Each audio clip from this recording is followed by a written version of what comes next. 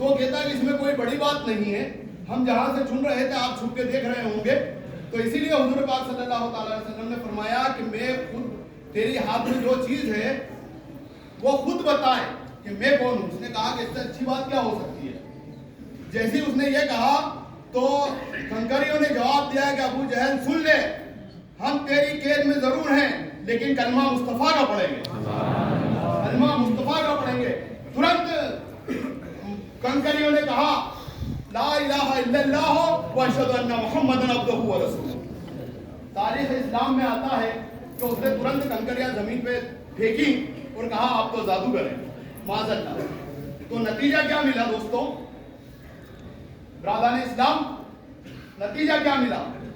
جب تک مٹھیوں نے, جب تک کنکریوں نے اعلان حق نہیں کیا تھا, جب تک کنکریوں نے اعلان حق نہیں کیا تھا, جب تک وہ باطل کی قید میں تھی, وہ جیسے اعلان حق کیا ان کو آزادی بھی ملی اور مصطفیٰ کے قدموں پہ نثار بھی ہو گئی. تو جب تک اعلان حق نہیں کرو گے, جب تک باطل کی قید میں رہو گے, بددیانتی کی قید میں رہو گے, محکومی اور غلامی کی قید میں رہو گے, وہ جیسے اعلان حق کرو گے مصطفیٰ کے قدموں میں جاؤ.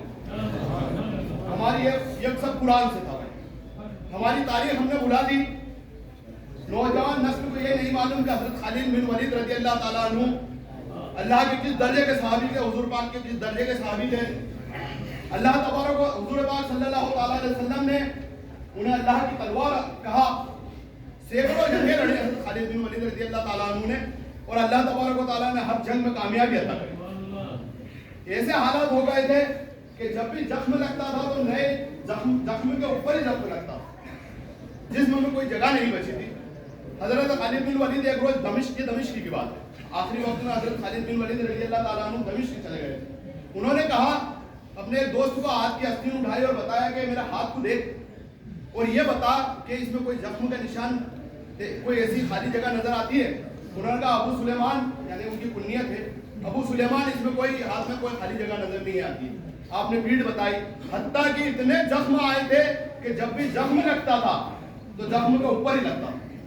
پھر حضرت خالد بن ولید رضی اللہ تعالیٰ عنہ نے کہا کہ مجھے جب اتنے زخم لگے تو میری میدان جنگ میں شہادت کیوں نہیں ہوئی. تو ان کے دوست نے مسکرا کے کہا خالد اس رات کو تو سمجھا نہیں کہ اللہ کے رسول نے تجھے اللہ کی تلوار کہا تھا, اور یہ ہو نہیں سکتا کہ میدان جنگ میں اللہ کی تلوار ٹوٹ جائے. مرنا اور جینا اللہ کے ہاتھ میں ہے, مرنا اور جینا اللہ کے ہاتھ میں ہے.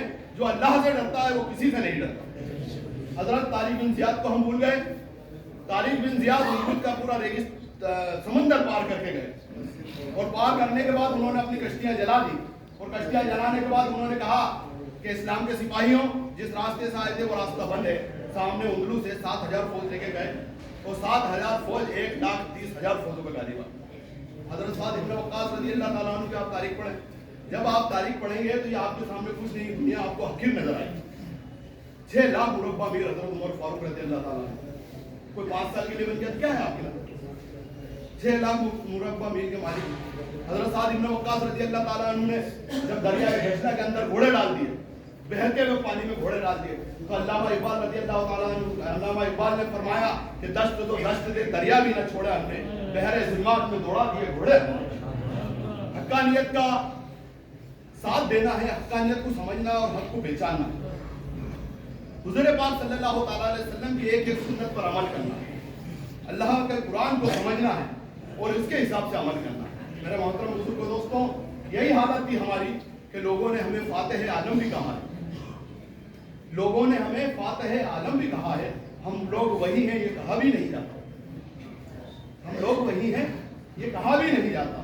آج ساحل پہ کھڑے کاپ رہے ہیں وہ لوگ جو کل رخ پھیر دیا کرتے تھے طوفانوں پہ. ہم نے خود اپنے آپ کو گرا دیا. آج ہمارے اعمال کو ہم دیکھیں, ابھی پچھلے دنوں ہی کیا کیا ہوا, کس طرح سے ہوا, کس طرح کی پارٹیاں ہوئی, کیا کیا بانٹا گیا اور کس کس کے دوارا بانٹا گیا, تو کس نے بانٹا. شراب کے بارے میں ایک حدیث آئی, حضور پاک صلی اللہ علیہ وسلم جس نے بنائی, جس نے اکالی, جس نے اٹھائی, جس نے پہنچائی, جس نے پی, وہ سب پہ اللہ اور اس رسول کی لعنت. ہم نے ہمارے حالات خراب کر دیے, اگر ہم سدھر جائیں تو اللہ تبارک و تعالیٰ نے ارشاد فرمایا کہ ہمت نہ ہارو، غم نہ کرو، تم ہی غالب رہو گے اگر تم مومن۔ یہ آیت اس وقت نازل ہوئی تھی جب حضور پاک صلی اللہ تعالیٰ علیہ وسلم کے ساتھ چند صحابی تھے،